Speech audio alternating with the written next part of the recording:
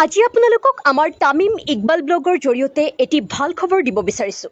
আপোনালোকে ডাঙৰ ডাঙৰ বেনাৰ প্ৰিণ্টিং কৰাৰ কাৰণে হোজাই নগাঁও অথবা গুৱাহাটীলৈ যায় নেকি? যদি যায় তেনেহ'লে এতিয়াৰে পৰা আপোনালোক আৰু নগাঁও অথবা গুৱাহাটীলৈ যোৱাৰ প্ৰয়োজন নাই। এতিয়াৰে পৰা আপোনালোকে এইসমূহ বেনাৰ প্ৰিণ্টিং কৰাৰ সুবিধা পাব আমাৰ হোজাই জিলাৰ অন্তৰ্গত মুৰাচাৰ বজাৰত। আমাৰ সকলোৰে সুপৰিচিত মুৰাচাৰৰ খাইৰুল ইছলাম চৌধুৰী ছাৰ আৰু নীলবাগান গ্ল'বেল ছুইটছৰ স্বত্বাধিকাৰী ছলমান আহমেদ, ইমদাদুদ্দিন আহমেদ আৰু আমাৰ মুৰাচাৰৰ নাজমুল ইছলাম চৌধুৰীৰ তত্বাৱধানত আজি মুৰাচাৰ আফৰা মাৰ্কেটত এখন আইডিয়েল প্ৰেছ মুকলি কৰা হয়।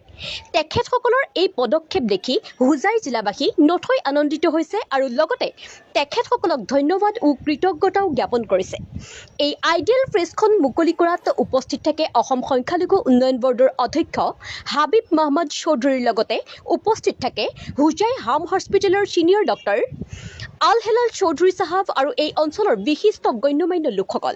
আহক এতিয়া আমি আপোনালোকক সবিশেষ কৈ আছোঁ এই আইডিয়েল প্ৰেছখনত আপোনালোকে কি কি সুবিধাসমূহ লাভ কৰিব পাৰিব। Flex banner printing, glow sign board, offset printing, কিতাপ ছপা কৰা, আলোচনী ছপা কৰা, digital printing, visiting card printing, আমন্ত্ৰণ card printing, vinyl printing, sublimation printing, trophy আৰু T shirt printing, glass and rock printing, birthday gift, ৱেডিং গিফ্ট, এনিভাৰ্চাৰী গিফ্ট আৰু সকলো ধৰণৰ উপহাৰৰ সামগ্ৰী ইয়াত উপলব্ধ।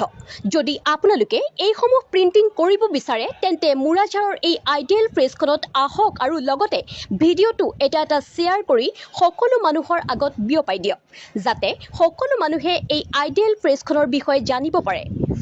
সদশেষত আমি আপোনালোকক অসম সংখ্যালঘু উন্নয়ন বৰ্ডৰ অধ্যক্ষ হাবিব মহম্মদ চৌধুৰীৰ কিছু মন্তব্য শুনাবলৈ লৈছোঁ। ধন্যবাদ।